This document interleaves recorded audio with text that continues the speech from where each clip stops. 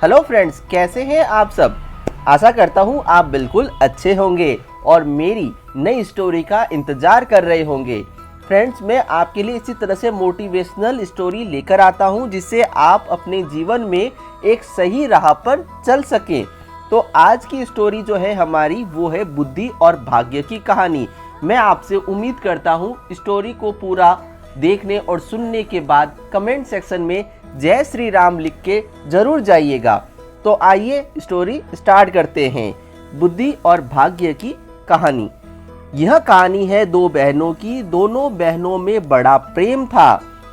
एक का नाम था बुद्धि और दूसरे का नाम था भाग्य। वैसे तो हमेशा दोनों मिलजुल कर रहा करती थी, लेकिन न जाने क्यों एक दिन उन दोनों में एक बात को लेकर बहस हो गई। मुद्दा था कि दोनों में से कौन बड़ी है। दोनों को ही नहीं पता था कि कौन बड़ी है, इसलिए वे दोनों ही अपने अपने बड़े होने का दावा कर रही थी।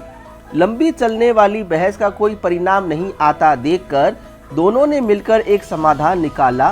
दोनों ने तय किया कि वे दोनों एक साथ किसी एक घर में जाएगी और वहां अपनी अपनी शक्तियां आजमाएगी। जो बड़ा होगा वह जीत जाएगा। दोनों चलते चलते एक किसान के घर तक आ पहुंची। इस किसान के घर में उसके दो बेटे रहते थे। दोनों ही किसी परीक्षा की तैयारी कर रहे थे। दोनों बहनों ने तय किया कि वे दोनों एक एक भाई को अपनी शक्तियां देगी और जिसकी भी शक्तियों की मदद से जो भाई परीक्षा में अच्छे से पास हो जाएगा, उस बहन की शक्तियां और वह बहन बड़ी साबित हो जाएगी।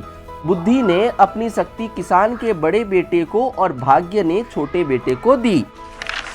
अब बड़े बेटे को बुद्धि की कृपा की वजह से पढ़ाई में काफ़ी मन लगता, इसलिए वो घंटों तक पढ़ता रहता। किसान का छोटा बेटा जिसके ऊपर भाग्य ने अपनी कृपा बरसाई थी, वह बिल्कुल पढ़ता नहीं था। जल्द ही वो दिन भी आ गया जब बड़े भाई और छोटे भाई की परीक्षा होनी थी।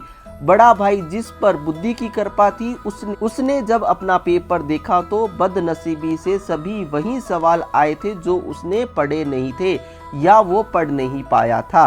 अगले दिन भाग्य की कृपा के साथ छोटा भाई परीक्षा देने गया। भाग्य उसके साथ था, इसलिए उसके पेपर में सबसे आसान प्रश्न पूछे गए थे, लेकिन सब व्यर्थ था क्योंकि उसने कुछ भी नहीं पढ़ा था। वो पछताने लगा और सोचने लगा कि उसने थोड़ी सी भी बुद्धि पढ़ाई में लगाई होती तो आज वह आसानी से पास हो जाता। इस तरह बिना भाग्य के किसान का बड़ा बेटा और बिना बुद्धि के किसान का छोटा बेटा परीक्षा में फेल हो गए। इस घटना से भाग्य और बुद्धि दोनों बहनों को ये अच्छे से समझ में आ गया, जब वो अलग अलग है तब दोनों ही छोटी है और साथ है तो दोनों की ताकतवर और बड़ी है। बड़ी ही सरल बात ये कहानी हमें सिखाती है कि हमें भाग्य और मेहनत, स्मार्ट वर्क दोनों पर ही अहमियत देनी चाहिए। तो ये स्टोरी कैसी लगी आपको कमेंट सेक्शन में कमेंट करके जरूर बताइएगा। भाग्य और बुद्धि की कहानी।